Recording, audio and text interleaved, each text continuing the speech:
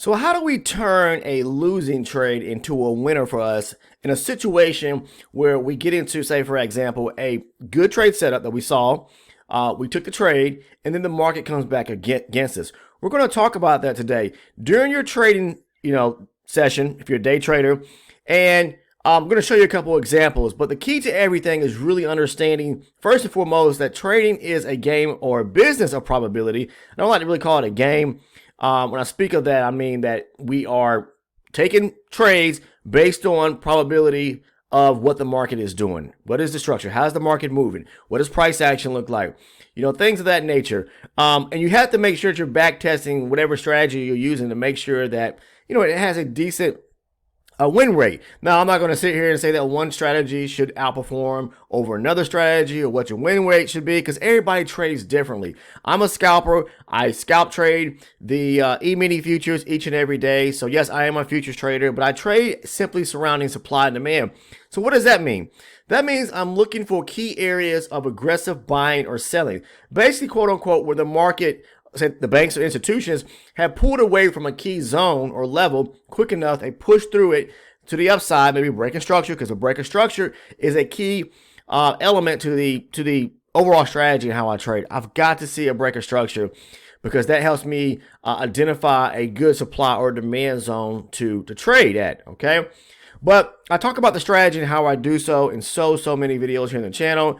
I'm not going to go in great detail and breakdown on this video because I've done it and have continued to do it just about in each video. If you take the time to watch them, you probably understand. If you take the time to watch the videos, kind of sit back, take your own mental notes, or get a pen and pad down and take notes, you should be able to grasp and understand, how I trade. I'm not telling anyone to trade the way I do, so you could take what I share, based on experience and just just years of knowledge, of information that I have created for myself and educated myself on, and you could take that and implement it into your own trading, and maybe mirror it or put your own spin or twist on the strategy. We have successful traders right here on the channel, what I'm trying to say, that trade similar to the way I do and have actually taking the strategy and put their own little flavor onto it and are doing well themselves, okay? And they're part of the Discord community. We have individuals there.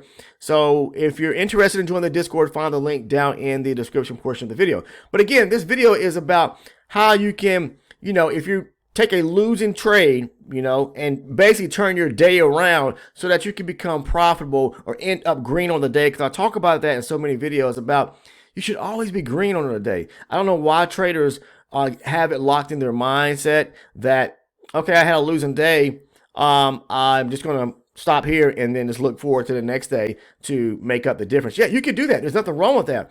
But I believe as a scalper on the day, if you're taking maybe 2 or 3 setups, you should be green on the day. If you're taking high probability trades and knowing how to get out your trade quick enough to preserve your capital so you can get back into another trade to make up the small difference of, maybe what you lost, and make that up plus more, okay? I'm going to show you how you can do that and how to go about cutting your losses early so that you don't get caught up in taking on a major drawdown, if you get what I'm saying, okay? Because so many people think that, I don't know why it is, they think that trading is a scam. It is not. It's a business just like any other business. It's just what you put into it is what you're going to get back out of it. How smart are you? Well does your strategy work? How analytical are you to be able to read these charts to grasp what the market is getting ready to do next or has already done? Okay, as a predefined determination in a sense to let you know, what you should be, how you should be trading. Should I be trading going to the upside? If the market is breaking structure to the upside. If it folds, we get a trend reversal. Should I be trading to the downside? You've got to follow the structure of the market and price action. So, and again, market structure, all it is just being able to follow the ebbs and flows. Is it making higher highs and higher lows, or is it making lower lows and lower highs? Is it breaking structure to the downside? Those key things. If you don't know about market structure and haven't really educated yourself on it, I have videos here on the channel, a few of them where you can go back and watch them. Just go to the homepage, see a little magnifying glass, type in that search tool, market structure, and a few videos will come up. Or you can, if you want to, you can go learn it from somewhere else, okay?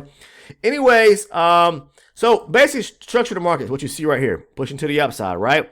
Okay? And the way I trade, I like to look for key areas of say supply or demand. Now, if we're moving to the upside, I'm looking for what? Demand areas. Like for example, the market pulled back here after making this high right here and broke structure to the upside. So we have a demand area resting right here, which is there's a gap at. I talk about the gaps. I talk about, you know, it being a part of my strategy that I need to see when the market comes back to test the zone. Was there a gap back at that zone? There's a key reason why, and that is because when there's aggressive push to the upside right here and the market doesn't quickly come back to it, then more than likely there's orders still resting here on the table that banks or the institutions are going to want to execute upon. Okay, so we sit back and wait for them to come back to that area, looking for them to reject or go in and fill the remaining part of the orders, and then the market tends to move in that same direction, say to the upside. But you have to follow the structure of the market. That's key. Understand that. Because if you see what took place here as the market was chopping to the upside, demand here, you saw it pull back to this key area, demand right here. This is demand right here. I'm just going to show you a quick example. See this right here? All right, aggressive buying, green candles all the way to the upside.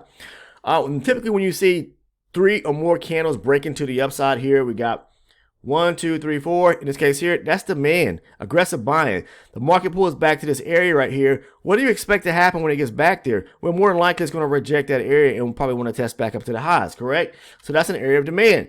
Okay, so this is a demand zone resting right here too. But again, just like I just said, pay attention to the structure of the market. As long as we're continuing to break structure to the upside and pulling back to a key area of demand, then that area where there's a gap back at the area of demand, just like right here, there was a small gap. Okay, right here, back to the area of demand. When the market comes back there, then we can look for rejection on a lower time frame and take a shot going long, correct?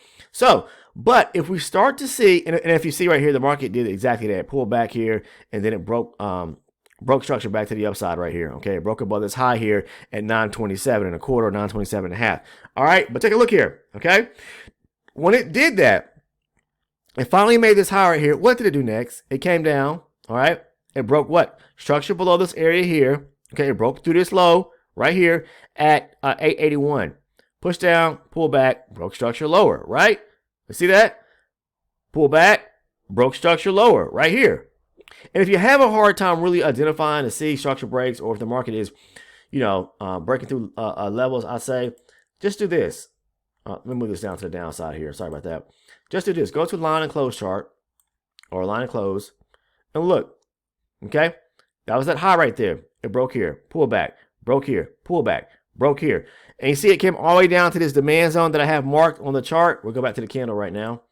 See it right there? Now, what I was saying was, now we're breaking structure to the downside after pushing to the upside here. Now, this is a valid demand zone right here. We have a small area where there's a gap back at the demand zone, correct? But look here. What was, as the market was breaking structure to the downside, you have to pay attention what is resting above you, okay? Because when we start to break structure to the downside, then that's also, you got to start thinking, okay, there could be supply resting above as well, right? Right, there's supply resting right here in this area. When the market broke structure here, it pulled back, and there's an area of supply right here. It pushes lower after tapping into this area of supply. It pushes lower, then it taps into this area of demand right here. But you got to pay attention to price action just as well. You know what took place when the market approached that zone there. How much opportunity of area will I be able to have to trade? Is there resistance right above me? Is there supply right above me? There's resistance right here. The moment the market tested this demand zone right here, okay, yeah, it's a valid zone, but you just don't jump into the trade even if you're getting, say, rejection off a lower time frame, because you also got to look at what's right above you. Do you have enough room to take the trade back into a certain area? What was going on with price action, okay? This could be the difference if you get into this trade right here. The moment you get into it, you think you're going to profit. It gets right back up here. Maybe you did grab a few points before it comes back against you, and then you're into drawdown.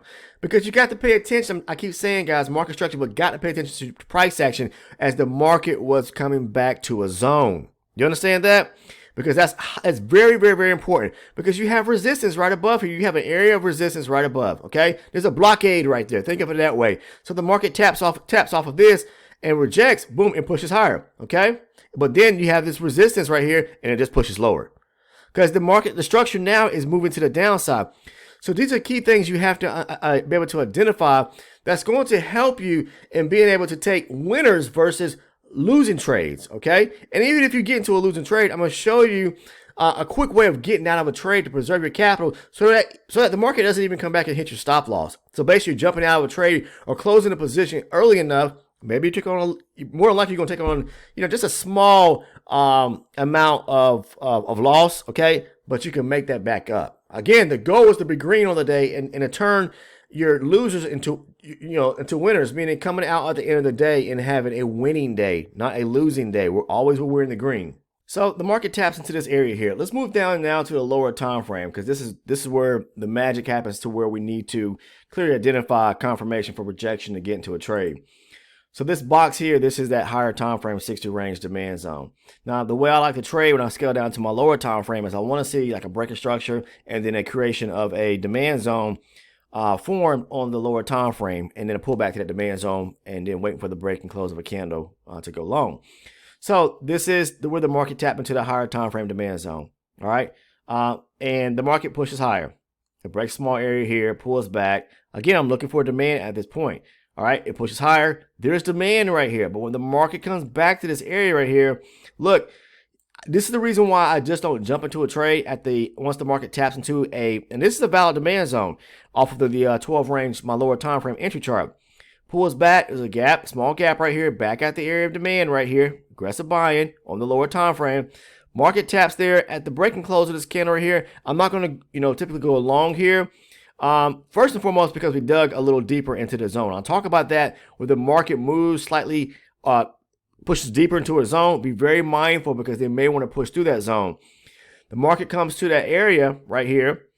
You get a close of a hammer candle clip to the upside, rejecting it. Okay, got the wick here, but we don't get the break and close of a candle above the last bearish candle right here. That last bearish candle, we don't get that. All right, and you also got to be mindful. There's resistance right here. I keep telling you.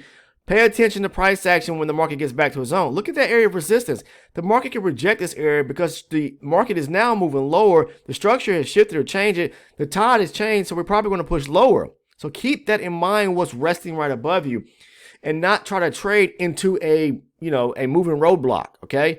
All right, I talk about that. Why would you want to trade into a brick wall? All right, trade with the flow of the market. So the market then pushes lower, it breaks to that area of small area demand, then it rejects down here at the lows right here. It pushes higher, we get the break, an area of structure right here, back to the upside, pull back, break higher. Now there's demand right here, okay? But there's also demand right here. I'm not going to be interested in taking this right here, to be honest with you, because we're too high up on this leg.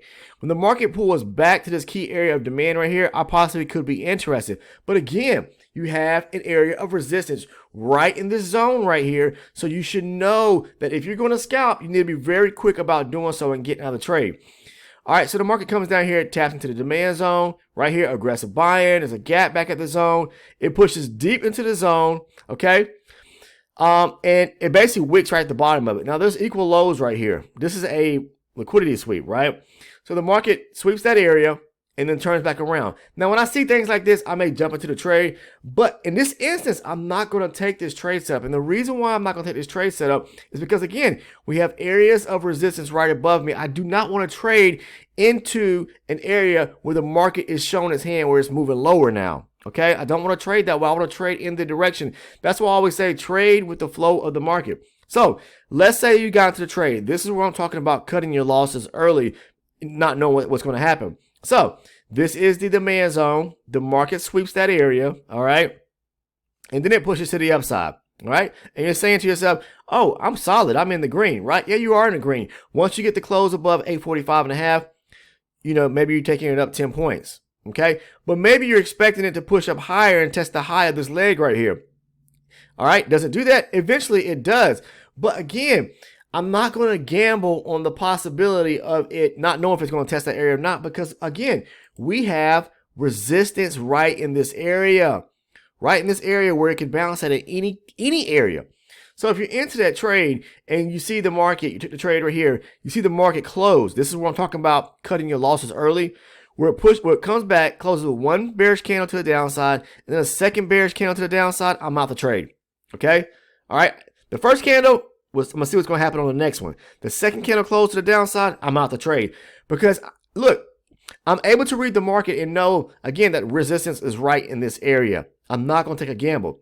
My stop would be at the back end of this key area of demand right here, all right? Or you could have, well, yeah, this demand here. That's going to be the supporting swing right there and what you're going to take your trade from. So maybe right here at the back end of it.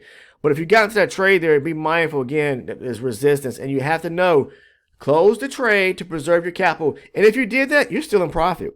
Maybe your stop was right here at the back end at 841.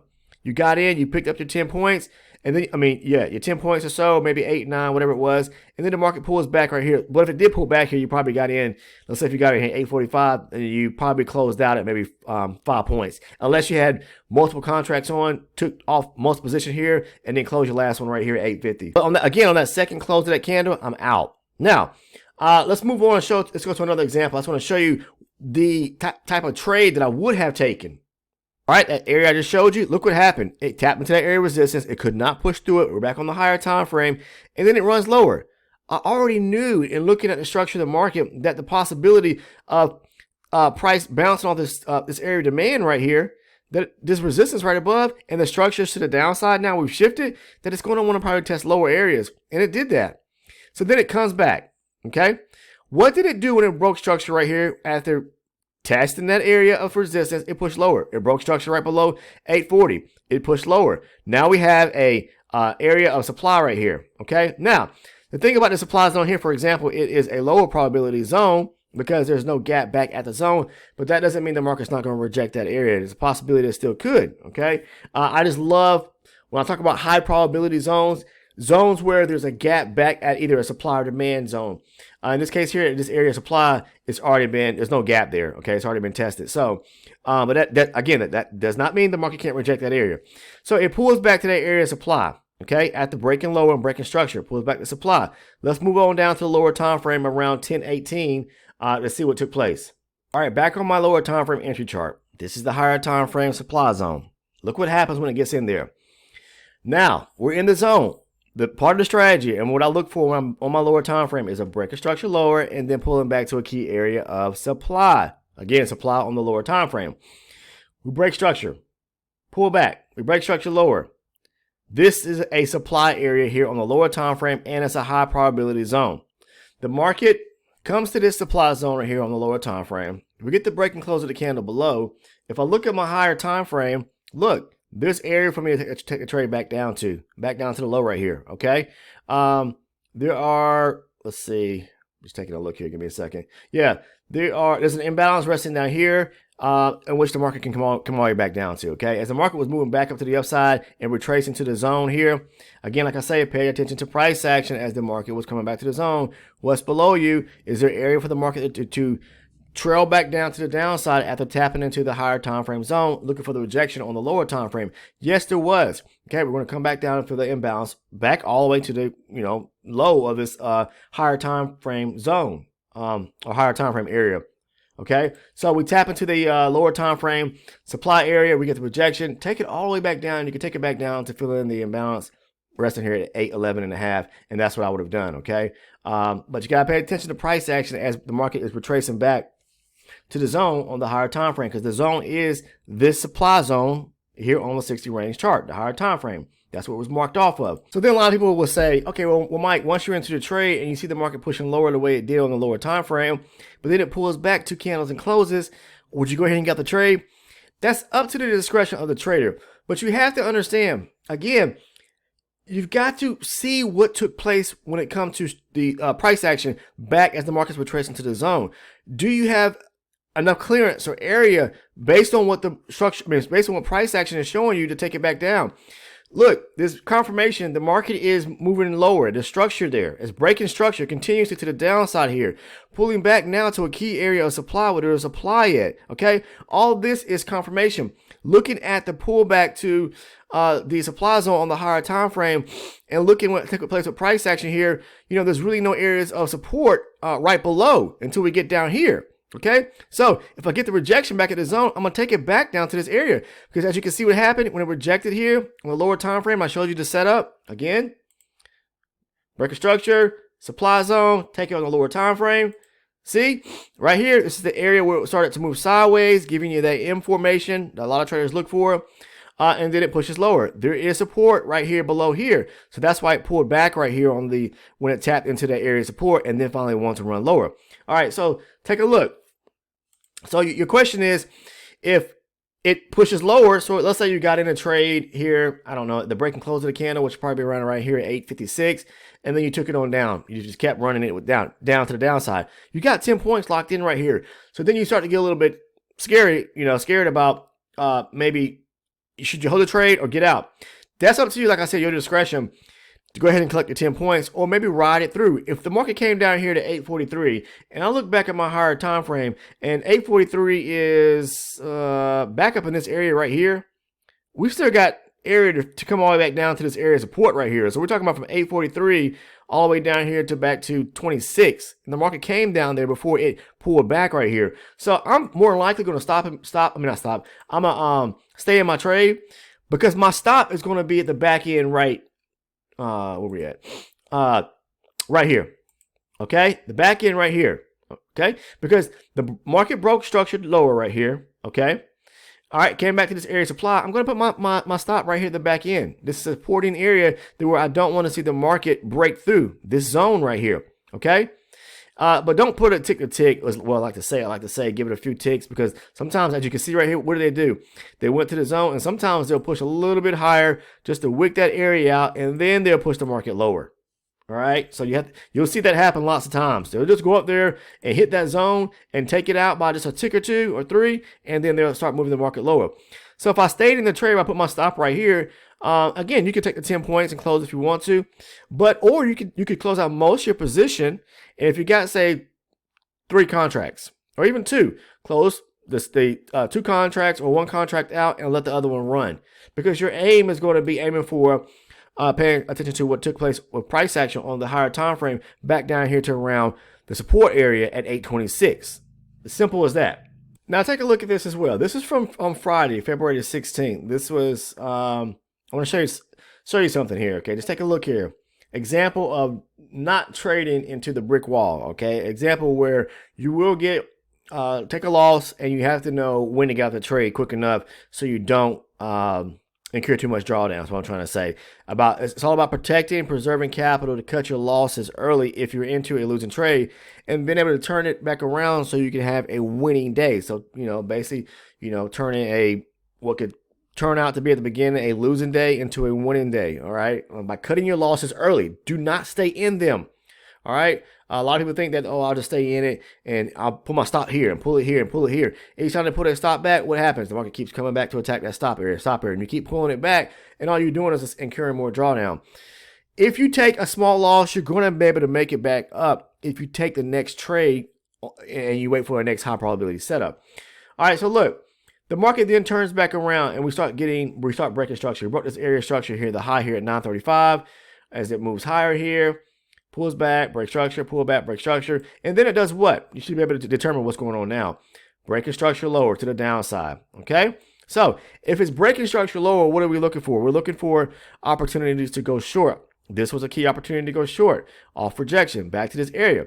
Now, what a lot of people probably would do here, they see that this is a supply zone. All right? Because we're breaking structure to the downside. Valid. Yes, it is.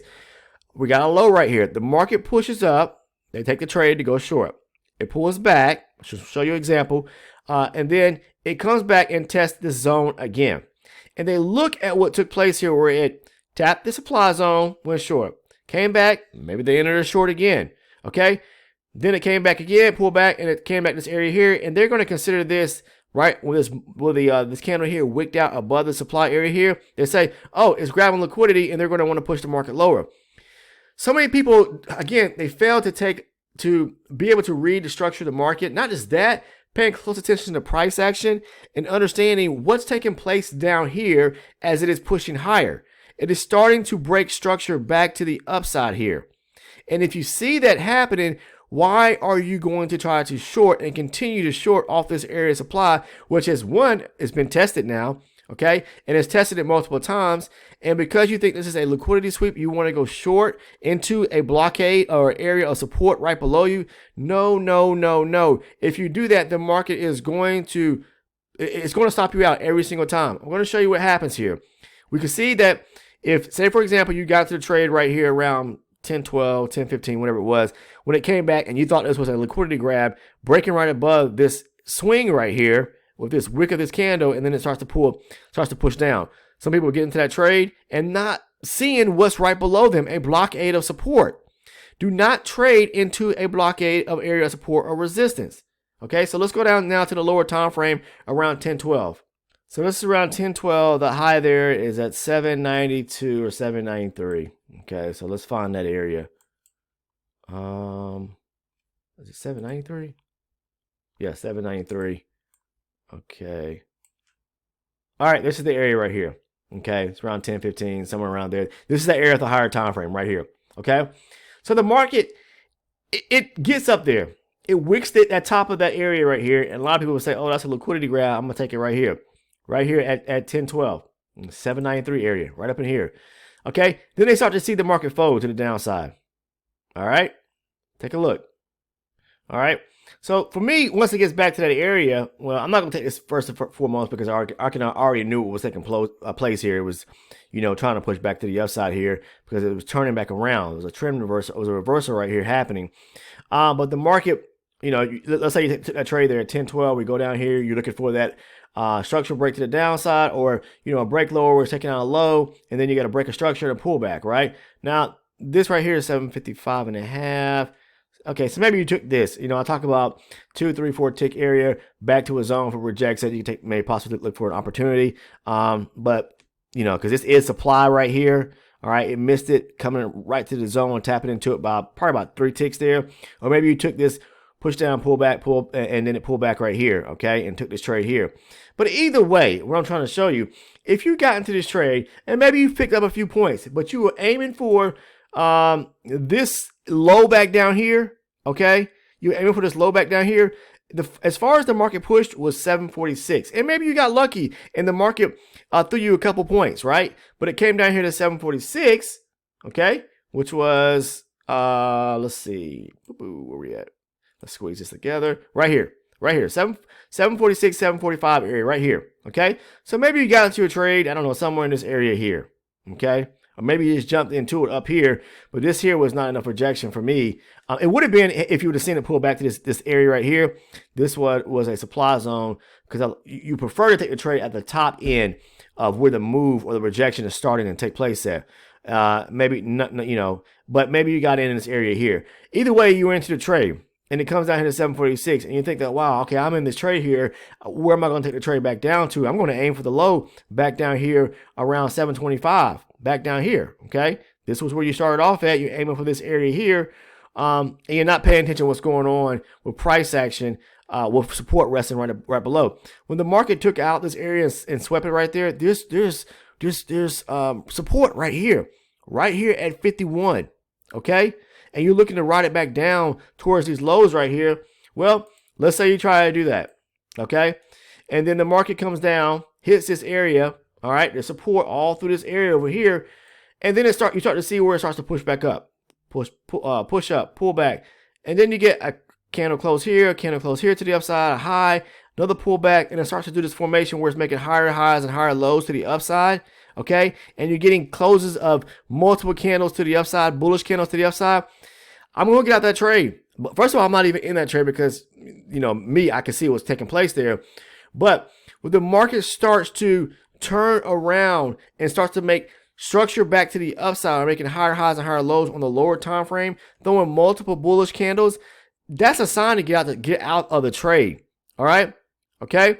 And if you do so, then you're going to be able to, maybe you locked in some profit here, okay? Maybe, and you're going to be able to take the profit with you, close your trade out. Because if you don't, at some point, the market is going to do what? If you try to weather this out and try to take it down to this low down here, okay? Take it down to the low, then you're going to get railroaded, guys. I'm going to tell you right now. You're going to get railroaded because the market turned back around and started pushing higher. You got to be able to read what's going on with price action and following the structure of the market. So the market was running lower here. It comes down here. It tests that 54. This area right here, just showed you. This area right here. There's support resting right here. If you get into that trade and you saw support there, get out of the trade, especially where it came down to right here around 54, and then you start to see it started turning back to the upside, multiple green candles. That's a strong, this is a lot of momentum push to the upside. Get out of the trade because, you know, at some point it's going to turn back around and start going back to the upside. And why would you want to take a winning trade and then turn it into a loser? You know, you don't want to do that. I wouldn't have gotten into this trade, but if you did and you were able to pick up 10 points or more, get out the trade. Pay attention to what's right below you. Pay attention to support that's resting right there and pay attention to structure because they're going to start pushing the market higher. Take what you can get and move on. If you did this and then the market started pushing back against you and you were into the trade around this area here, say for example, then you're still golden. You still made some profit, okay? But at some point you better close it out because look what they did. They did push lower, but then they ran it back to the upside. And if you try to weather this out, the storm out, and take it all the way back down into this low, all you did was you got yourself into a bad situation to where the market started coming back against you, and maybe you thought it was going to turn back around and push lower, and it just kept pushing to the upside, and then you turn a winning trade into a loser real quick. So what I'm trying to say is pay attention to not only the structure of the market, but because that's very imperative, but where there are areas of support and resistance resting right on below from where you're taking a trade to. Not to. I'm sorry, guys. In this case here, if you got into a trade thinking that this was a liquidity grab sitting up here and you didn't understand or see what was right below you support, then and not paying attention to what took place as the market was pushing higher here with structural breaks back to the upside, you're gonna get railroaded pretty quick. Okay, all right, and then you're gonna lose some money, point blank. So the key to it is being able to get out quick enough. Again, if I'm into a trade setup, for example, this would have been an opportunity to go short right here around, skip 10 o'clock. You see the rejection here, the information at the top there, back at that area of supply resting right here. I like to wait and see a break lower where it's breaker structure, pull back.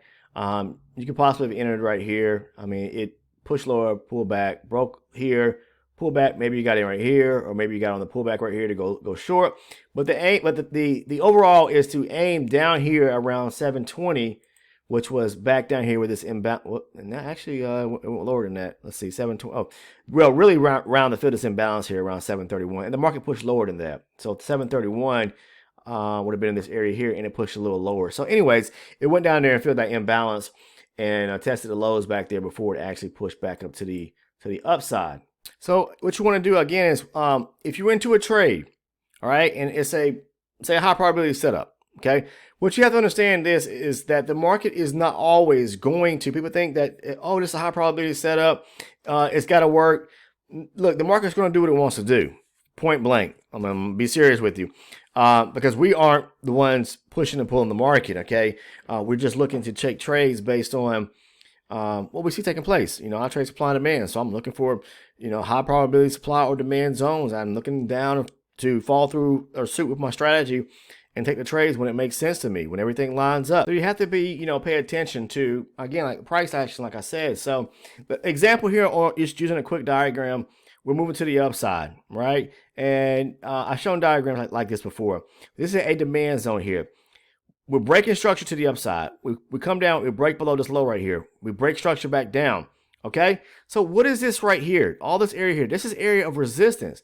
If we wait for the market to come back down to this demand zone here, could it be a good area to take a trade from? It possibly could, but we got to pay attention to what happened with price action and understand what lies above us, and that could be resistance right here. The market could reject this area and boom, tap right into resistance and want to do and push away. So it could hit it could want to hit this area of resistance real quick, you know, bounce right off of demand, hit the area of resistance, and then push lower.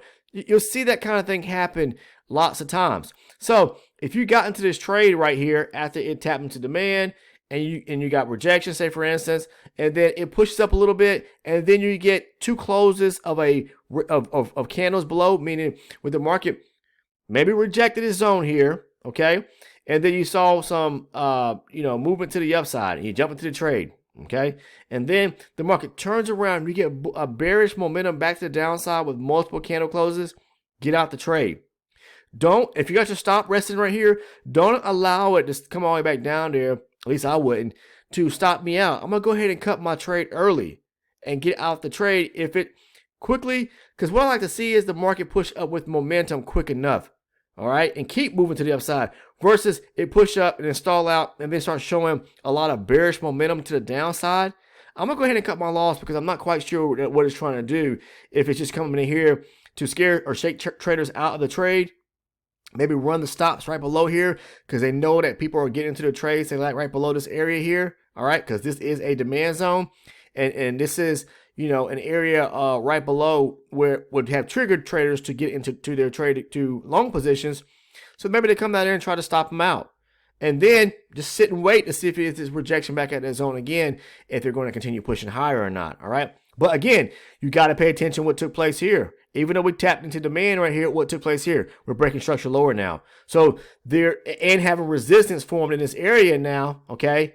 All in this area here, more than likely, all they're going to want to do is just set up a trap for traders. That means that they're going to want to reject this area, allow for it to push up a little bit. This is resistance, trap traders out, and then flush them to the downside and stop them out. That's the kind of games and setups that they look to play.